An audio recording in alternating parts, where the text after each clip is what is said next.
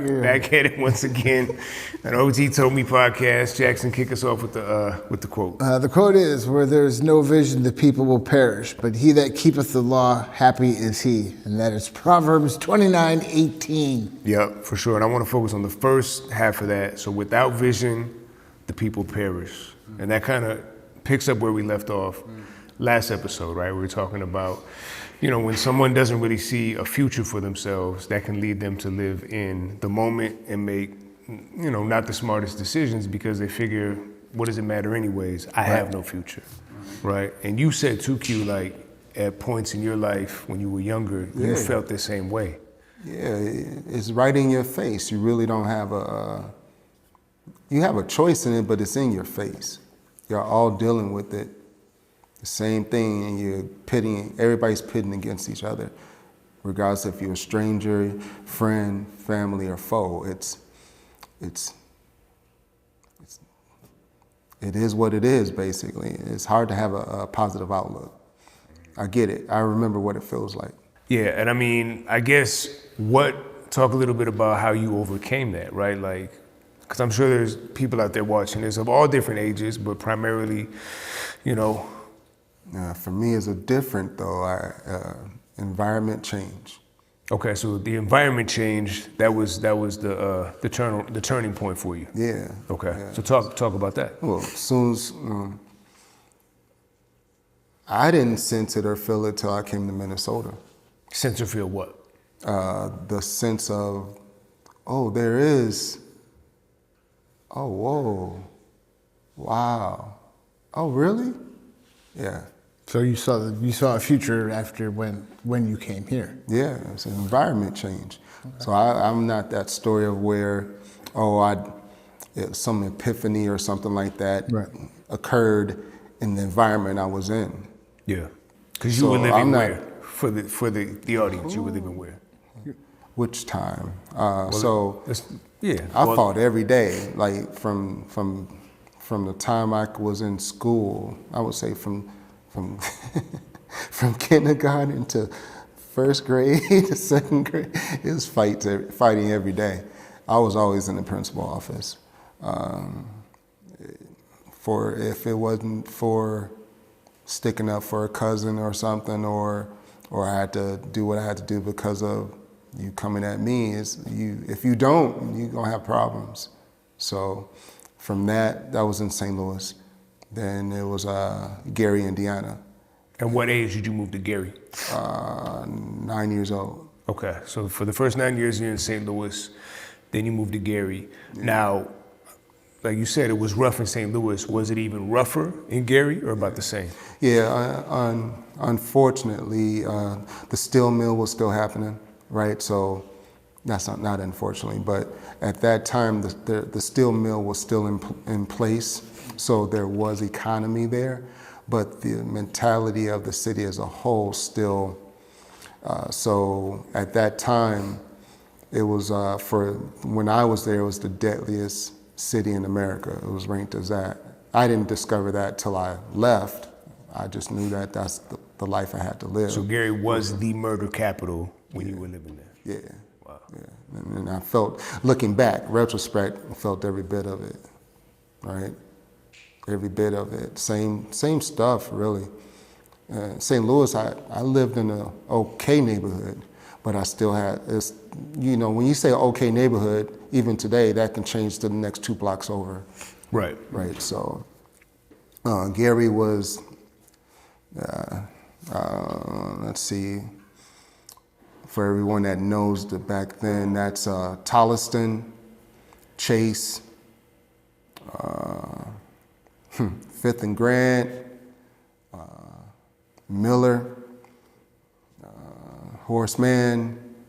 For the ones that know, I'm listing off what they know. Oh, yeah. These are streets? Yeah, these are areas in streets, yeah. So, it was interesting. I ended up living in a one-way in, one-way out neighborhood. So, and that, I'm not gonna say the affiliation because we're not doing that. Right. But that was that neighborhood. But you cross the tracks, then That's the other affiliation. And to get to school, you had to cross that. You had to cross that. So every day, you're walking through that Yeah. other territory. Yeah. Yeah. Yeah. So it was juniors at that time, so it wasn't as. But my next door neighbor was one of the top ones. So what choice do you really? You know what I'm saying? You got a choice. People are like, well, you got a choice. You got a choice. You don't know what you're talking about. That's how I feel. Now you may say differently, right? At 10 years old, there's a choice, right? Yeah. But I see what you're saying. But you said yes. Well, I think there's always a choice. At 10 years old, I think there's always a I choice. start to get intense when I start. like it makes me want to say, what, motherfucker? Like, what? No, but there would probably You would my have been. boy, so I can be no, like no, I that. know. But Like, what? There's always a choice, but there would be repercussions depending on the choice you make. So you want to put that on a 10, 11? No, I'm not. But I'm saying there is always a choice. Yeah. But okay. I'm not knocking the choice you made. I'm just saying. Yeah. Well, I am. Who said I made what? Who said I made what I made? But what I'm saying is there's always a choice, but there's going to be consequences for either choice that you make. Yeah, but I also think if you're 10 years old and you're being put in that position to make an adult choice when you're a kid. Yeah. I mean, I would think there'd be more fear into not going along with whatever 100%. was being said. Yes. And So I then you get understand why a through. 10-year-old would make that choice. Yeah, I can see why he would make the choice, you know, and it's unfortunate that kids grow up into that type of situation where they're forced to make those choices because adults are behaving poorly. Right. Those adults made poor choices, and now they're, victimizing children to make the poor choice too, for whatever reason. I just don't think any 10-year-old should have to have that choice. Right. So, but that's just my part of it, point or thought process. Yeah. So at the end of the day, is there really a choice? I mean, yeah, Well, there again, is. There's a choice, yes. But I understand why someone in that position at 10 years old would make that choice. Right. And I'm not not saying that your choose choice to is- go against that choice. You know what I mean? But if the choice is being made for you, then what we talking about? Nothing. I mean, that also boils down like you had no choice of where you were moving to or what neighborhood you were going to. None of those choices were yours. You were going with, Well, take me out of it. Well, I'm not. All right, so what we're you can saying use- is there's well, I this can do that, 10-year-old I can in do this that. neighborhood, this Yeah. gang-infested neighborhood. Does the 10-year-old have a choice whether or not to join the gang? Does Is that he? what we're saying? Does he? Yes, there is a choice. But I understand why the 10-year-old would choose to join the gang, because if they don't join the gang, there will be repercussions for that. Now, there's repercussions to join the gang as well. Yeah, for sure. So either way, you're going to have consequences. Right. So there's no choice. No, there but you want to come back to the schematic. No, there is a choice. No, There's a choice. Do I join? Do I not join? That is a choice. Yeah, okay. All right. That is a choice. You're right. You're right. You're right. You're right. Well, there. I guess we just saved the world. We just what? We just saved the world. No, we ain't did shit yet. I know. All we can do, but at the end of the day, with that being said, you just try to do your part, right?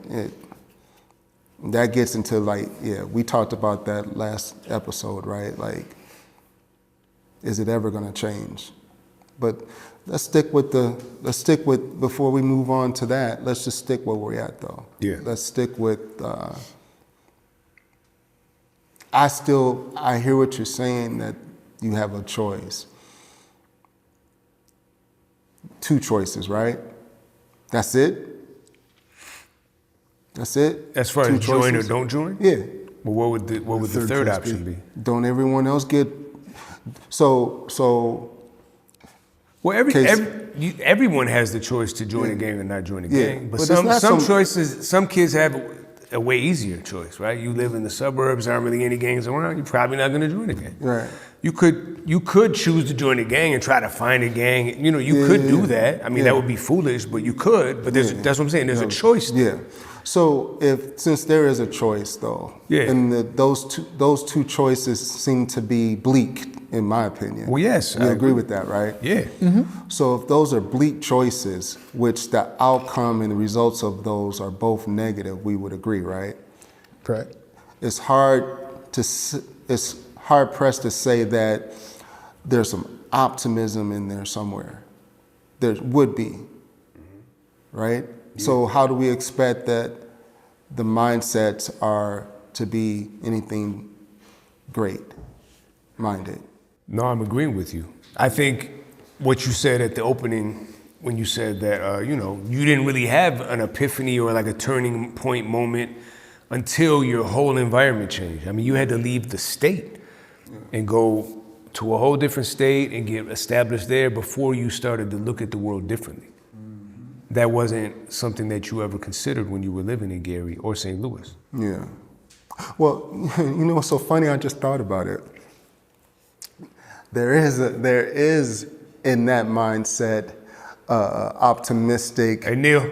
Sorry, we got Neil here. By the way, he's doing a mural in the background.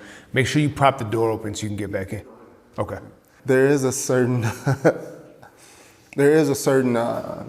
goal-oriented mindset.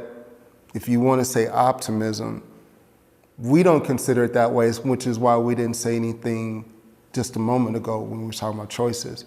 But there is let's not do that. I want to be fully included into this role, in this affiliation, in this organization. And then when I get that, then I'm gonna do this, and then by the time I'm gonna be right here with it, and then I'm gonna have my own whoop-de-whoop, and then I'm gonna have two under me, whoop-whoop. You see what I'm saying? There is actually optimism. What would you call that? I see what you're saying. So you're looking towards a future, right? You're building something, even though it's negative. In the path of negativity, yeah. Right. But all I'm saying is that be the joyful, optimistic viewpoint. I mean, it would be like being happy to play in the mud. Right. But go ahead. Being real happy, being, moving up to that spot where becoming, with whatever affiliation you're in, and moving up with the ranks to the point where you see people who may already be at that level in those ranks, and they see them as living comfortably because they've gotten money coming in this way or whatever, right? That is what that person's doing. Everybody's path is different, So I mean, I have no affiliation or any type of clue what it really is to be in that type of lifestyle. It was just never offered to me, and I don't know anything about it. So, speaking as someone who doesn't know much about that lifestyle, I can only make an intelligent type of guess, saying that like when you see someone who is in that type of position and they are successful in that position, well, I would think, well, that is that person. You're different. Like, you don't know what that individual did to get to that point of the position where they're at, Maybe they do. They do, but you may know, but you can say that you're willing to do something like whatever it takes to get to that position, but when you're actually faced with something like that, are you really able to do it or not? Like I said, I'm just thinking like in my own head how it would be, where I think logically, my type of logic. I know everybody is different, just the way that I would see it. So. Yeah. No, I mean, and that's a good point, because I think back, look, we're talking about gang banging, but saying for like the dope game, right? Like looking up to drug dealers. Because I remember being in, fourth, fifth grade, and like seeing kids who weren't that much older than me. Maybe they were in middle school, like 2-3 years older than me, but being on the corner, all the new Jordans, holding wads of money, like flashing it as I'm like sitting in the back seat of my mom's car as we drive by, like, showing the money, like, we're getting it out here. Mm-hmm. So it's like, as a kid, and you don't have much and very humble beginnings, and you look at that and it's just like, you kind of begin to look up to that. Yeah. So I see what you're saying. Yeah. So I guess and while you're having that, or they're in that position, and there is an outlook of grandeur. Is that the right word? Delusions of grandeur. Yeah, that's why I was trying to pop that off real quick. Anyway, no one is saying, but, yo, you could get hurt.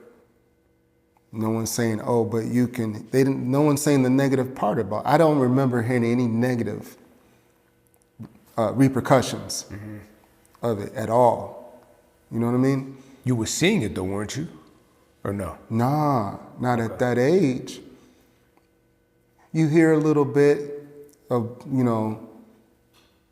someone's doing this bid or da-da-da, you know what I'm saying? They'll be back, they won't be back till da-da-da, whatever. You kind of hear it, but you don't really hear it like as if you were 17, 18. I see, yep.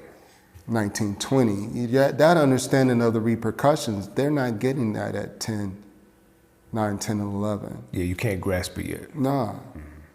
At some point, we have to think. I think we would really, with all people that are looking up to any type of lifestyle, whether it's banging or selling drugs or whatever type of way you want to do it, I think that we need to really address the issue of why is it that that's the only option that people seem to think that they have? Why aren't we focusing on improving those areas like that so people don't have to consider, oh boy, joining things up and living that way?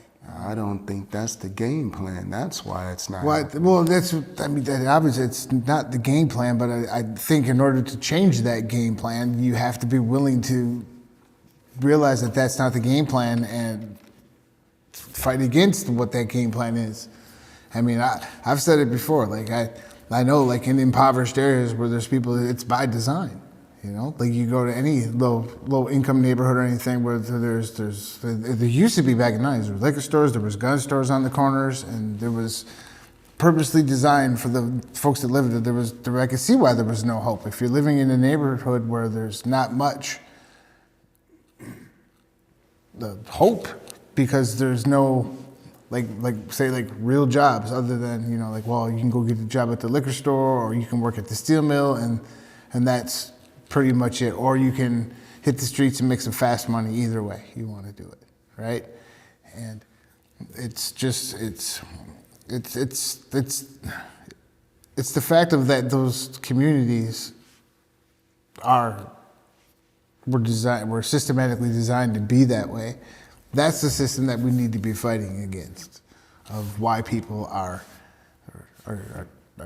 being done that way, or being discriminated against towards any type of minority people. You know what I mean? It's just, especially nowadays, where you see where the world is nowadays, it's become very apparent that the people aren't really cared for by anybody that's supposedly our leaders that are supposed to be taking care of the people. Mm-hmm. And we're seeing it now unfold, that it's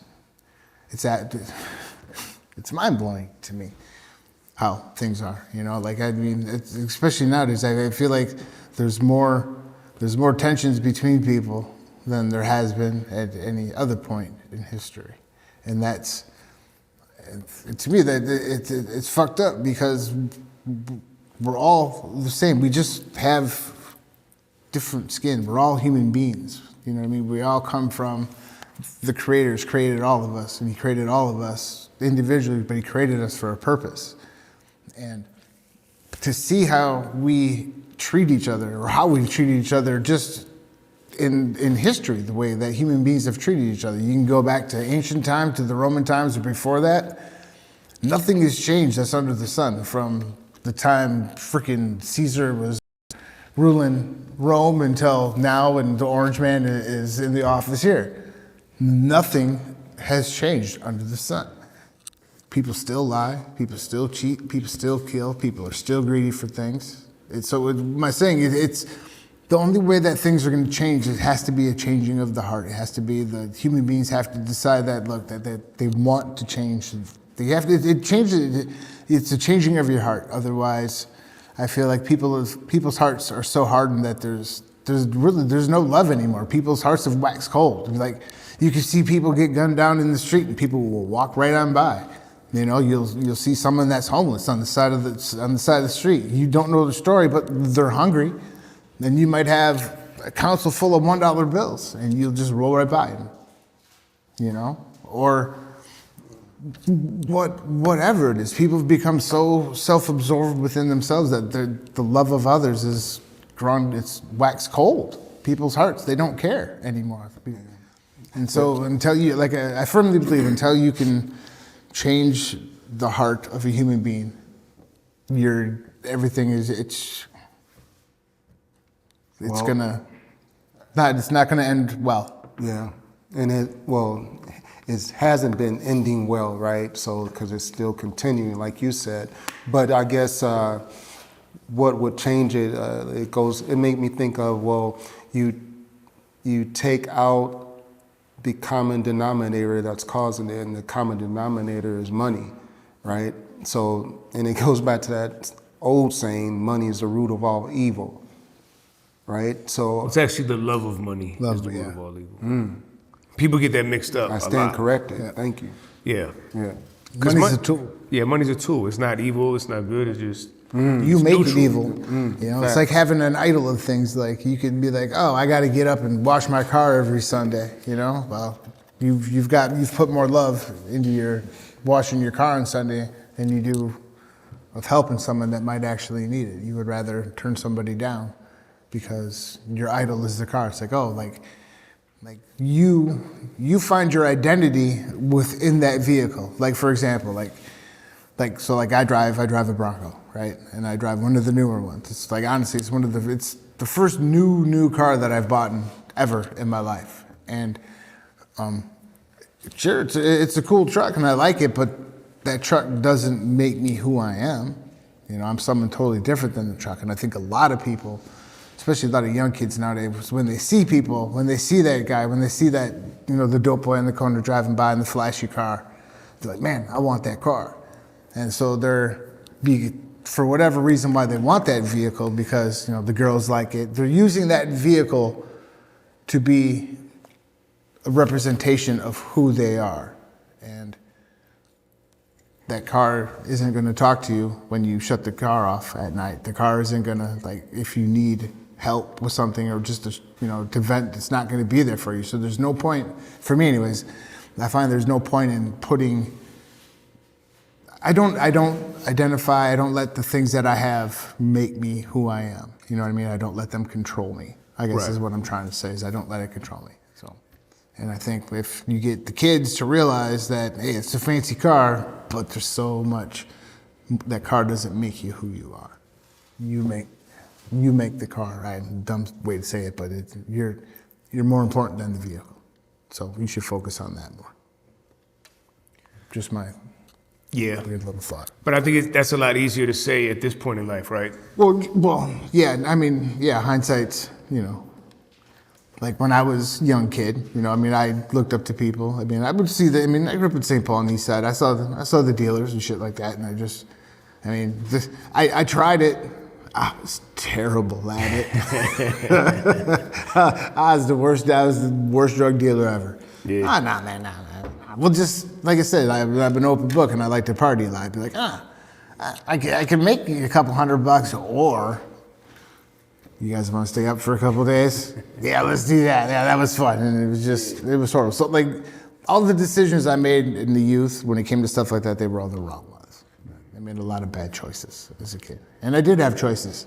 And I chose the choices that I chose. And a lot of them, they weren't good, but I was willing to deal with the consequences of them. And I dealt with the consequences.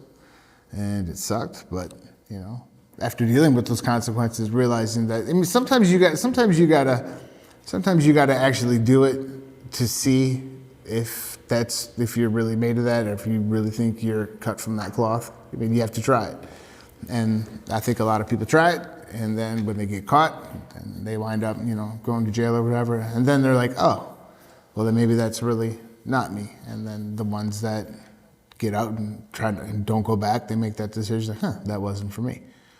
And then some, I mean, I don't know. I mean, I have been locked up and a couple of times, and it's not for me. Yeah. It's not for me at all. I would rather not do that. So, but like you said, I mean, looking back at it now, I mean, yeah, I've had, quite a few years to look back on that and be like, oh yeah, I made a lot of dumb mistakes. So, but it's different now at where I'm at now in life. I make different decisions, but But the decisions that I make now in life don't just affect me. They affect my wife, my kids, my grandkids, and my friends. And so I have to think more about them and how my decisions are going to affect them than anything else. And so, and that's kind of like even now, like there's things like we've had this conversation before. Like I really, there's nothing that anybody could do to cancel me, But if I go off on one of my wild tantrades or whatever, but like I said, I've got a wife and I've got kids and daughters out there, and they may not share the same views that I have, right? And so I want to be careful with the things that I say because, like I said, my actions and things affect more than just me now. So I keep that in mind. Right. So, like I said, it's still different. You still get choices, but the choices when you get older, they just become, the consequences to your choices are more costly than they are when you're a kid. So. Yeah. I want to go back to you, Q, because you think if you hadn't moved out of that environment, I mean, what would your life look like? Do you think you would have ever had that turning point? Because when you were exposed to different environments being here, you're like, oh, okay, cool. Like, oh, we could, like you didn't have any of that down there. So like, you think you would have ever gotten to that point? No, I didn't think I'd make it past 18 for sure. 16 was questionable. Yeah. I didn't get sleep. I didn't get sleep like normal. What grade is that? 5th grade, 6th grade, 7th grade, 5th, 6th. Yeah, I didn't get normal sleep. There was me and my mom. We took turns keeping an eye out during the course of the night. So, cause she got to get sleep for work, and I got to get sleep. So we do 2-3 hour shifts. Yeah, there was shit going on. Yeah. Sometimes it was a particular person, but I got stories, I didn't stop. So, dang, now you got me talking, right? I don't know if I really feel comfortable, but here we go. All what I went through, even when I did come here at the age of, 14, I think? My nightmares didn't stop until I was 17. Wow. Yeah. Okay. So you were out of that environment for 3 years. Right. But you were still having the nightmares. Yeah. Yeah, it was tough. It was tough. Yeah, it was tough. Man, I can't even imagine. But I was happier, and I was peaceful, more peaceful as much as I could be. My anger towards anything and everything was just repositioned or repurposed towards sports. So that's what made me good at football. Into like fuel, right? Yeah. Violence was fun to me, but there was no reason to be violent anymore because when in the first 30 minutes, I came here on a Greyhound bus. That was fun actually, but anyway. Late at night, I think we got in at 3 a.m. in the morning or something like that. So I think the following day, I can't remember verbatim, but I remember my uncle driving, my mom in the passenger seat, and I was in the back, and we was driving down my first time just driving. Yep. We're driving down University Avenue by Snelling. And I just remember saying, just looking, like, look to the left, look over to the right. Go down a few more blocks, look, and I'm just looking. Now, I ain't saying what I'm looking about, but I noticed my uncle's looking at me in the mirror like, what's this boy? He ain't sitting back. He up like this, looking. Yeah. I was searching for black people. I ain't seen not one. And that was and that was different for me. We came from Snelling, might be a little different. Facts. But during that, it wasn't that. It wasn't, and we're talking Midway, right? We're talking Midway area, right? Heading towards what's now Frogtown. That whole, from that point all the way down through what's today Frogtown. Yeah. And I didn't see, I finally saw one around the Lexington, and now that I know, right, around the Lexington area, and I was like, oh, yo. I was like, at that time it wasn't, you don't say yo, but I don't know what I said, but I was like, this one, my mom. Tapping her on the shoulder. Yeah, I was like, I see one. Is that where everybody at? You know, because I want to be amongst all I know. I didn't really see, I had maybe some minimal experience with the other race, any other races at that point. Up until you were 14. Is that what you're saying? 9. 9. No, 14. Yeah, I'm old, man. I can't keep up. But yeah, I didn't really have a lot of experiences with that. There was, some, but not like you hanging around every day and there's, you know what I'm trying to say? It was so it was different. It was definitely a switch because we were talking about two chocolate cities, basically, where it's 90-10, 80-20, and it's reversed here. So that was a culture shock for me. So, and again, with that being said, there was a feeling of release. I didn't have to be all pent up, ready to go at any minute, whatever type thing. So You could breathe. You could breathe, yeah, until you sleep. Right. And then when I fall asleep, there was no controlling that. So that was tough. Finally, being able to sleep but can't sleep is crazy. Yeah. Yeah. It's crazy. I can imagine. So then you weren't going into 9th grade, correct? You were going to be a freshman? Yeah, I came here, I remember 8th grade. Okay. 8th grade. And then where did you go to school when you got here? Highland Park. Highland, okay. Wow. Okay. Yeah. It's a nice area. I'm private, but still. Well, I had to catch the bus. Still a nice place to go to school. You know, kids don't take the bus today. Yeah. They get driven. Yeah. Wow. Yeah. I'm still thinking about the fact that you had nightmares up, 3 years, up until 3 years after you got out of that environment, man. Yeah. Yeah. I used to work with a guy at the XL Center. It's crazy. He's still down there, but he was from Gary, Indiana. And we'd be sitting in the office and he would tell stories about him growing up and the things that him and his people was doing. Similar.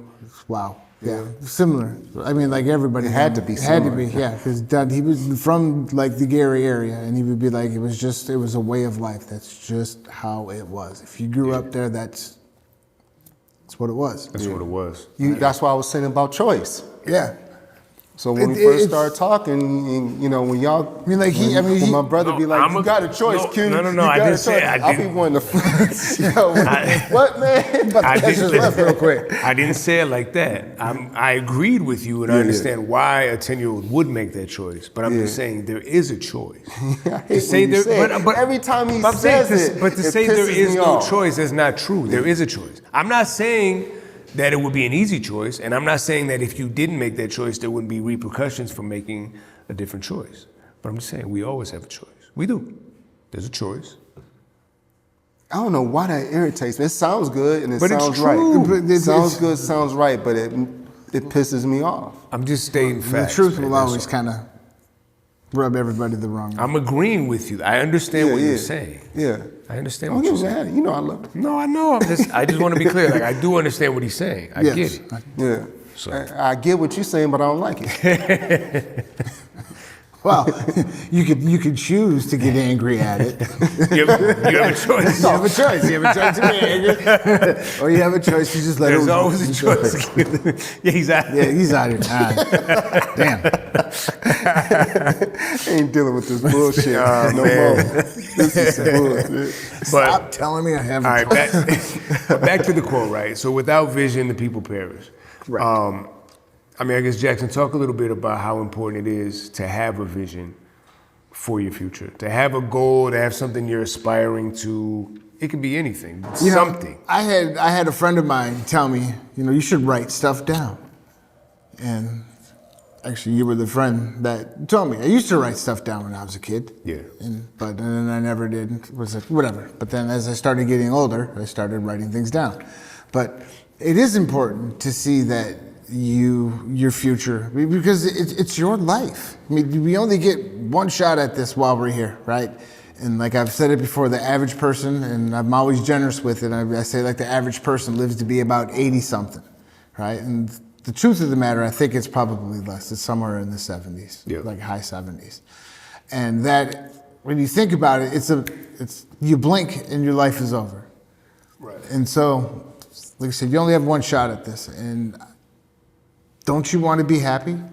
Don't you want to be able to say, like, hey, I did that? And so, in order to, you have to want to have a good future. But you have to know that that future that you want isn't just going to come to you by sitting on the couch. You have to get up and you have to work for it. You have to work for your future. And I know when people nowadays, when you start saying work for things, I know people's pockets are thin right now, and we're going through some hard times. But I feel like it's going to get better. But I think that you have to find the value in yourself. And you have to really, when you find that value, you really have to start to nurture it, and you have to start to feed it to make it grow. I mean, like there's that old saying, there's two sides of you that you feed. The wolf, right? So you feed the wolf one way, or do you feed the wolf the other way? Yeah. And Right, so the good wolf and the the good evil wolf wolf, and the right? evil Whichever wolf. one you feed is more worse. powerful. Yeah. Exactly. And so it's for a while when I was younger, at the time when I was, misbehaving, let's just say, and kind of just living life carefree, I didn't really think too much of a future for myself, because I honestly thought I would probably be dead of an overdose at some point. So I Wow. really didn't see much of the future for me, because I thought I was going to be dead.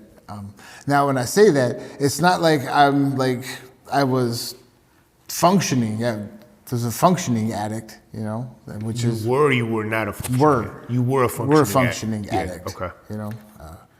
Because I had to feed that wolf, and at one point I didn't want to go through the withdrawals or whatever it was on the time. Yeah. And it wasn't until that I actually gotten off all of the medications and stuff that I was doing. To be 100% frank with y'all, I've had quite a few physical injuries to my body, quite a few surgeries, and that led to taking pain pills after surgeries, which led to taking pain pills to eating pain pills like they were chiclets and kind of going out and about. And I didn't see much of a future then, because what kind of future am I going to have? I'm a guy that's, addicted to pain pills, you know what I mean? And I'm going to work and I'm hiding it from everybody, and I'm getting things done, but inside my own personal self, I would see other people that weren't addicted to these pain pills, and I wanted to be like, that's what I want. I want that for my life, and I really wanted it. And so I wanted it to the point where I was willing to, most addicts who are using like pain pills and stuff like that, they stay on it because they don't want to go through the withdrawal, right? And the withdrawals are horrible, but I will be 100% honest with you. If you can get yourself some type of benzo to help with your mind, to get your mind calm, and you do some physical work and sweat it out, and use a lot of cannabis, those withdrawals will be cut in half. You'll feel, I mean, you're still gonna go through them, but they're not gonna be as strong as they are. And that's what I did. I did a bunch of research. I found the Thomas recipe online, which is basically all the vitamins that your body has been depleted due to the narcotics you've been taking. You go and you get the vitamins, and then you put those vitamins back in you to rebuild the loss that was in it. And it's called what? It's called the Thomas recipe. The Thomas recipe. Okay. I never heard of that before. Yeah, it is. Okay. And so I looked that up, and then I looked up, like, can cannabis help with opiate withdrawals? And they were like, yeah, there were all sorts of studies that were done. So I was like, all right, cool, I can do this. And I made that decision, and it was tough. There was the first 3 days were horrible, not sleeping and all that, but I got through it. And then once I got through it, then once I was a full year of not being on it, that's when I started seeing things that, like, this is what I want for my life. I don't want to go back. So the importance of seeing, you need, again, it starts with yourself. You have to find the worth within inside yourself to see the future. Because if you don't find any worth within inside yourself, really, what's the point? If you don't value your own life and where you're at, and so then it can be, how can you want to see a future for yourself? So I mean, that's kind of the thing. Everybody's different, you know, but you have to want to make a change, and you really do have to. You have to show up for yourself. Yeah. You know, because honestly, nobody else is going to show up for you, which is, except for your mother, your mommy, and your daddy. And if you're, you know, when you're older, if you ain't got no mommy or daddy, you got yourself. So you have to show up for yourself. You have to. And then once you start showing up for yourself, then you can start making goals for yourself. So you start writing down your goals. I want to be off pain pills. And so at the first month, this week I'm not going to take 10. I'm only going to take 8 pain pills today. Yeah. And then tomorrow, instead of taking another 8 pain pills, I'm only going to take 7. You know, and you slowly start making these little goals for yourself. And when you start achieving these little goals, then it starts building up. Like, all right, well, I did this. Okay, cool. And now I'm going to try doing this. And then it's setting goals, basically. That's what I'm saying, is you have to set goals for yourself. Write things down, set goals. Again, I'm going to pound it home. Find the value in yourself, because you are valuable. Every single human being that you see on this planet is valuable. And fun story, every single human being that you see on this planet, God loves. So when you start thinking about things like that you're no different than, I'm no different than anybody else. I'm no different than you, Neil, anybody that's watching out here. You know, I'm not better than anybody. I'm no different than anybody. I'm here just like everybody else. And, you know, I've been through some things, and so this is just the things from my life that has helped me get to where I'm at today. You know, I've made a ton of bad decisions in my life. But even after making those bad decisions, that you don't have to dwell on those decisions. Those decisions don't define you. Also, your past doesn't define you, the things you've done in your past. Everybody grows. You know, there's always that thing, like they say, like, people come into your life, but they're coming in and out of your life, but they may only see one chapter of your life of where you're at. So whether you're in a good spot, in a good chapter in your life's book, or you're in a negative chapter in your book's life, people will come into those parts of your life at certain points, but that doesn't define you. That's just one part of a story that's making you who you are. You know, and your story is important. Everybody's story is important, because our lives are important. You know, not everybody gets to be here. You know, and I know everyone's like, you know, it's so shitty. I mean, it's shitty because human beings make it shitty. You know, but you can go out and you can find the beauty in a sunrise or in a sunset, in a peaceful moment with yourself. You know, you can take for me, I like to like to do, I used to do photography a ton, but that was one of my favorite things was to grab my camera and go find a landscape and just be one with nature, just me, myself, and my camera, and to appreciate the creation that is in front of me, to get away from the hustle and bustle of the people that are around me, changing my environment, even if it's just for a little bit. Yeah. And that's important. Changing your environment is just as important as changing the algorithm on your phone. They go hand in hand. You know, I say it all the time. Shout out Neil in the background. Right? I mean, I say it like when I talk to my kids and my extra kids, and like my kids, my youngest is 20. She's gonna be 26 this year. But so I got that young. So I've got that younger generation of kids, right? And I keep telling, they're always, well, everything it's this, it's that, and I'm like, well, okay, true. There is bad stuff happening, but let's not focus on the bad stuff every day. Let's maybe look at puppies on our phone or something, anything different. You know, anything that's going to take away from all of the negativity. Turn your television off. Stop watching the news. There's never anything good on it. And in my own like conspiracy theory mind, I am convinced that our televisions and our phones, they can program us by things that we want, the things that they show us through our phones and through the television. If you watch stuff over and over again, I feel like there's programming. I feel like, and I'm 100% believe that it's on purpose. By a certain few that may be way up at the top that want total control over everyone, everything. They want the people that want to monitor. I mean, and they already have it in some countries where they can monitor your phone and all that. And if you say something wrong, then you can't get on a bus. And it's all crazy. And so, in the midst of all this bad things that are going on, for me personally, I have my faith that I have my faith in Christ that gets me through the things that I get through. And we could talk about how I came to that at another time, because it's a long story. But again, the importance of seeing your future is because, like I said, we're only here for such a short amount of time. And like I said, life is actually, it's an amazingly beautiful thing. It's we, the people, that make it ugly, So, like I said, just look at something different. Try to find something that's going to motivate you in a good way instead of in a bad way. And I know it's hard because there's not a lot out there. You can scroll through anything and find a bunch of holy. Nice. So I got distracted with Q on the wall.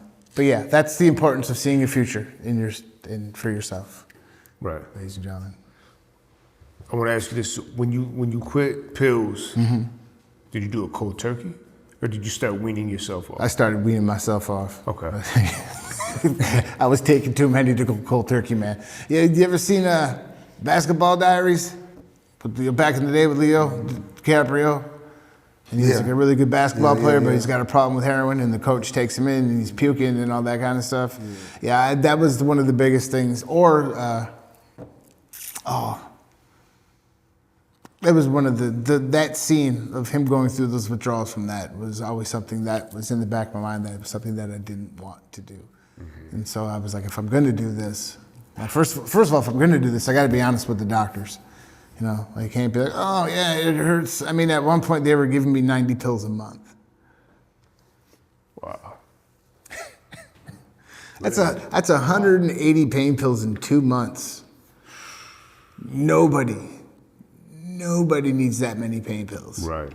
I mean, like if you are dying of cancer, you don't need that many pain pills issued to you. It's a business. Right? And so when I finally told my doctors, like, look, I first told him, I was like, look, I want to stop taking all these. And I told him, look, I want a better life. I don't want to have to, feel crappy all the time. And so he was with me and fully supported me weaning myself off of those. And so, yeah, no cold turkey, just weaned it off.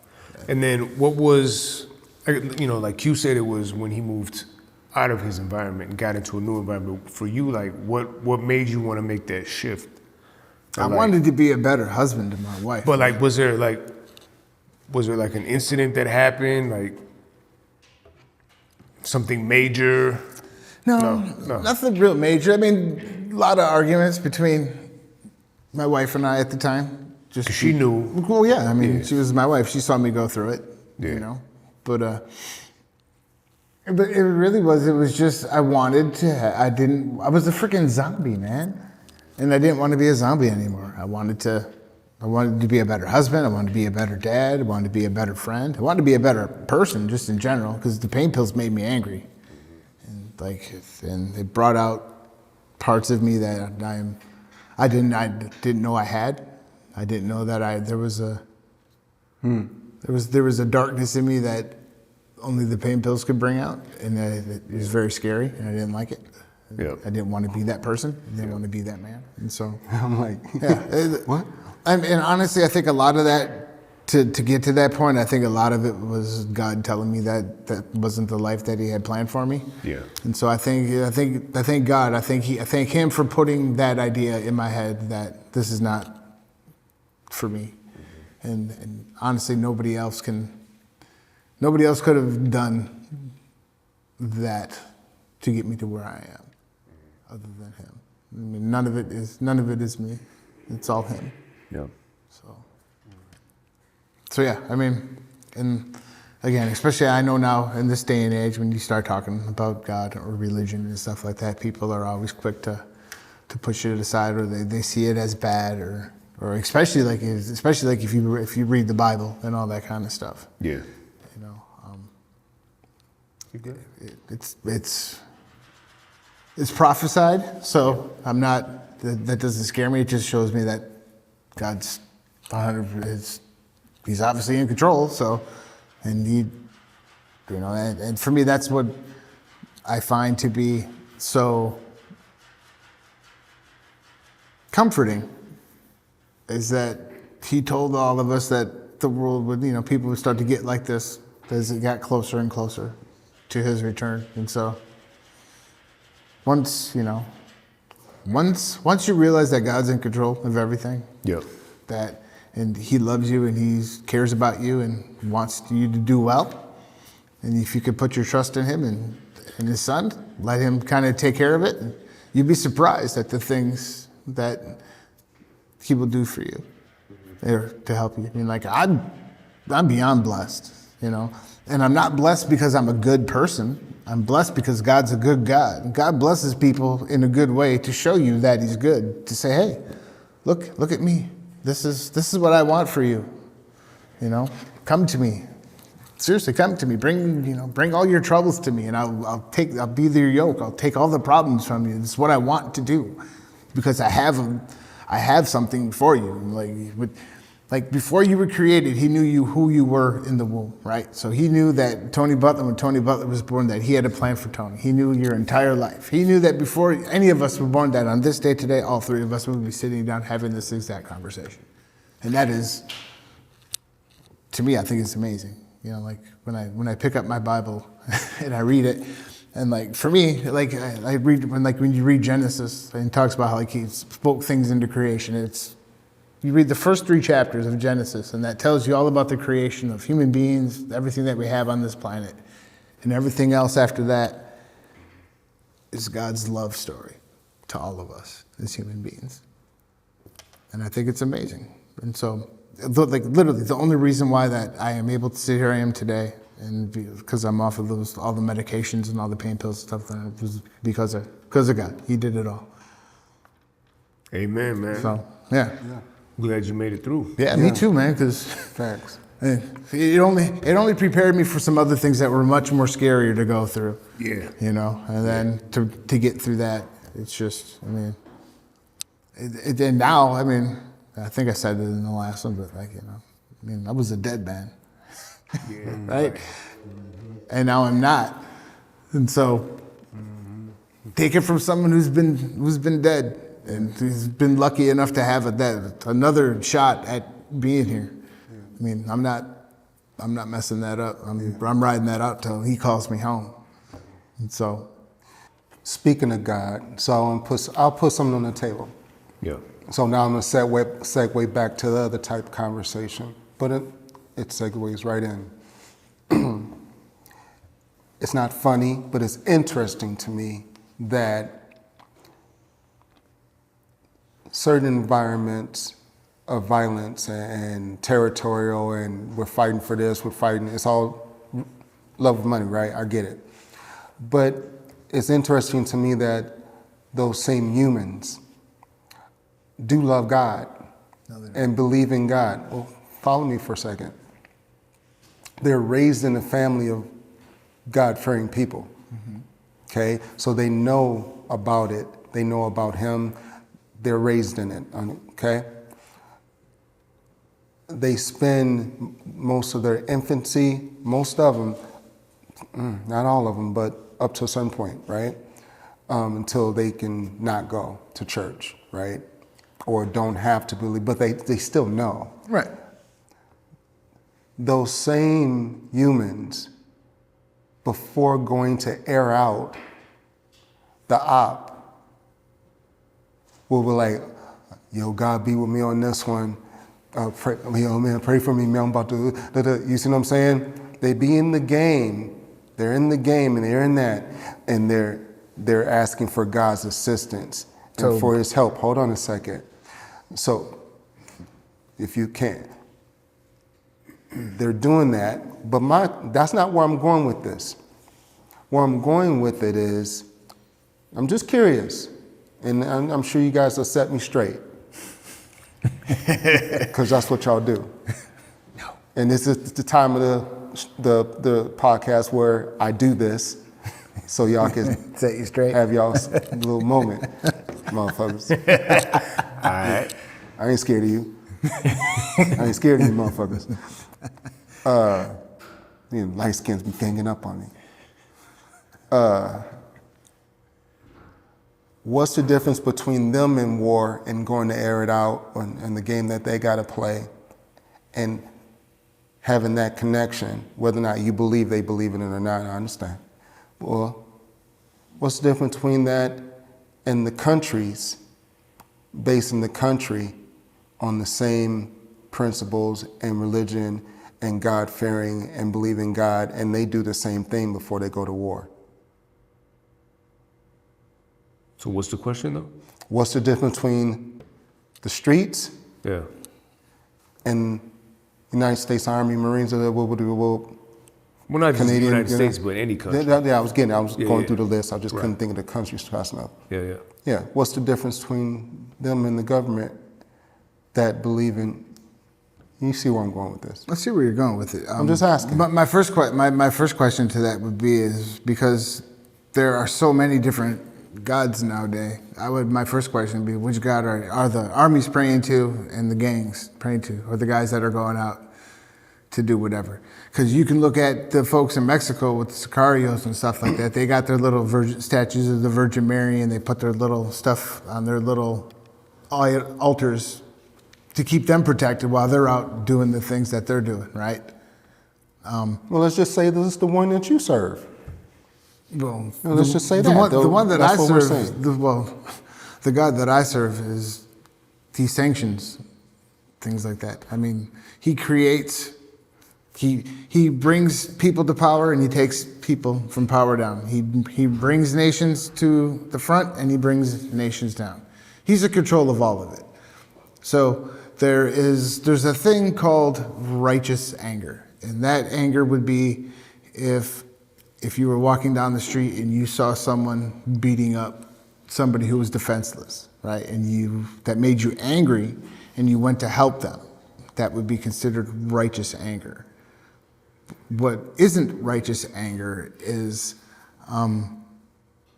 we see that you have this type of thing in your nation or territory, wherever you're at, and we're just going to come take it from you. We're going to come spread democracy to this nation, and they do that by overthrowing the government that was in there and establishing a government that they want, that's going to do the will of what they want to do. So to answer your question, there is no difference between that. Because whether you're on the streets doing whatever, or whether you are a nation that is either committing horrible atrocities towards your own people or whatever, you are not serving the God of love. You're serving the same God, one God. I mean, like Scripture says, if you're not of your father God, you are the father of the devil is your father. That's how serious he keeps it. You're either one or the other, right or wrong, light or dark, truth or a lie. So I'll be interested to know what other folks' thoughts are out in the internet world about that subject matter too, as you're commenting and bashing and hating and whatever else or loving or whatever you want to do. It's a subject matter. What do you think, Tom? Yeah, I mean, I think they are kind of one and the same, right? Kind of like how Jackson said. I mean, obviously they're fighting over different things in much larger scale, much smaller scale. But I think they're similar. Mm-hmm. But not if you ask. I don't think if you asked, I think this is frowned upon, in the hood, and this is praised. What's praised? When it's officially sanctioned to, we are the such and such. I don't want to say it like I want to say it because I'm scared. Army, Marines, French, whatever country, you know what I'm saying, that's approved. What I was saying is People the same are okay, as... not everybody's okay with it, but you get what I'm saying? This is highly frowned on. They put people in jail for doing the same thing that these folks I are. wasn't necessarily saying, sliding on your enemies and shooting up a block is the same as, two countries going to war. I mean, yes, but I was saying what I think is the same as you're saying, like, if somebody prays to God, gangster prays to God before he goes to war with his ops, as opposed to a soldier praying to God before he goes to war with an opposing army. What I was going to say is everyone can pray, right? And regardless of what God you believe in, I know what you're saying, but like obviously people believe in different. I would just say, do you think the guys that shot up that Hanukkah party prayed before they did that? Probably not, but maybe. Well, they were both Islamic terrorists that did it.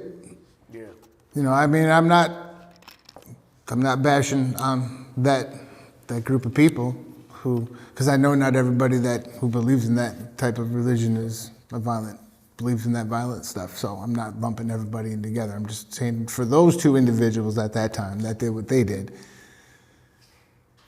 Do you think they prayed to their God to have it sanctioned, or the bomber that straps on the vest to go do something horrible? Yeah, prayed before too.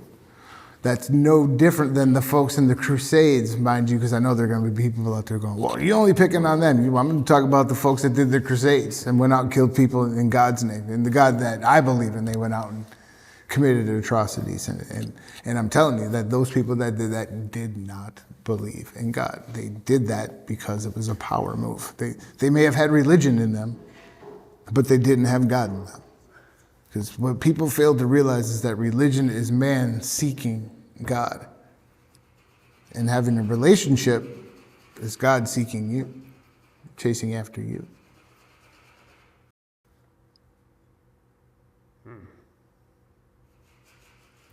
Nobody comes to God, he comes to you first. You have a choice. He's going to call you, and that comes down to the choice. He's going to say, he's going to tug on your heart one way or another. He's going to, hey, let me in. I want to do good things for you. No, not right now, not right now. I'm doing this. He says, okay. And then, hey, Jack. Hey, I know I've got some really good things for you. No, not yet, Jesus. I'm not ready. And then with me, finally I was like, all right, yeah, please come in. But there's going to come a point where he's going to knock and he's going to say, hey, so-and-so, I have a good life for you. And so-and-so is going to say, no. And then he's going to go, okay. I gave you a choice. I wanted you to choose me. I can't force you to choose me. I want you to choose me. I love you, but I'm giving you that choice. That's where that free will that people talk about comes in. And that's a choice too. And so you have that choice whether or not to answer if you want that in your life. And when you say do, and you mean it and you get into it, man, your life changes. There's something that changes within you that only he can do, that lets you see things with spiritual eyes, I guess you could call it.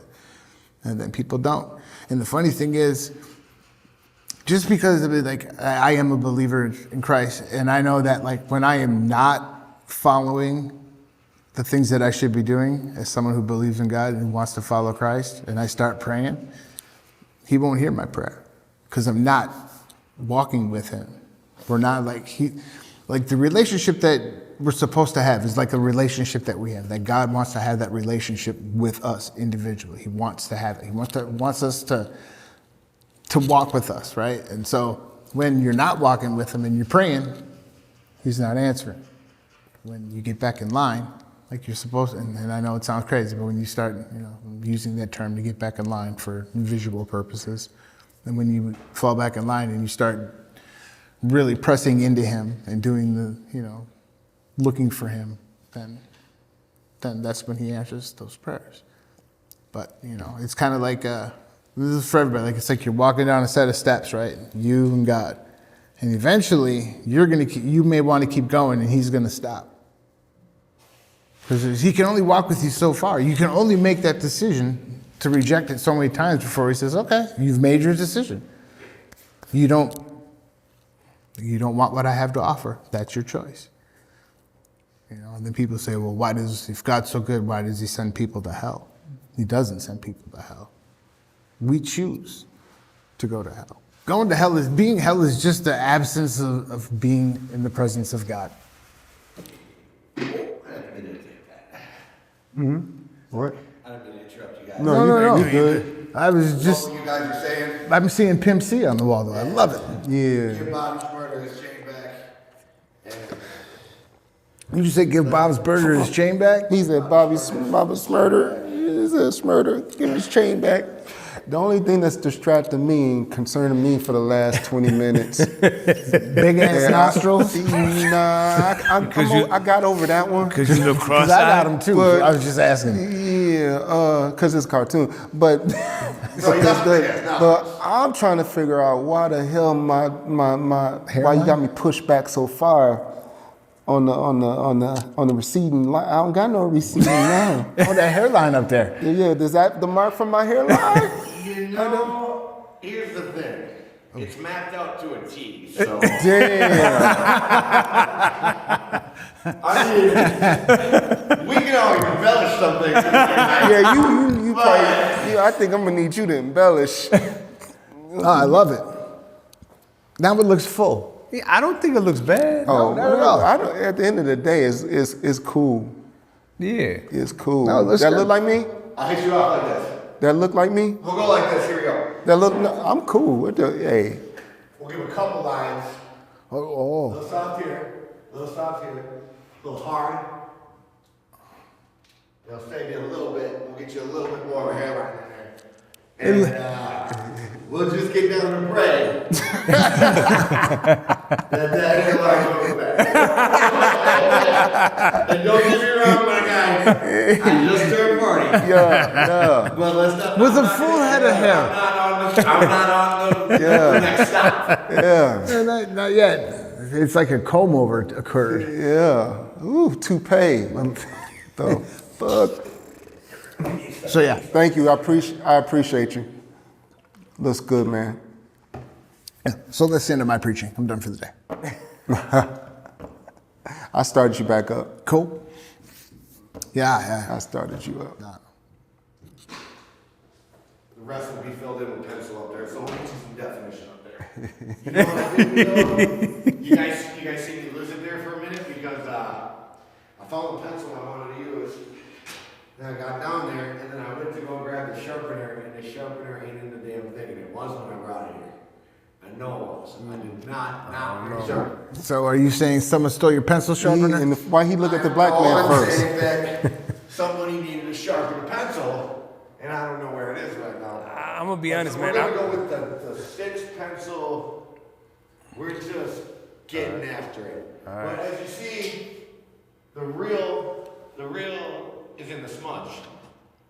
You see how that started getting definition when we put the. Yeah. Give you an example. Let's take a look at your face.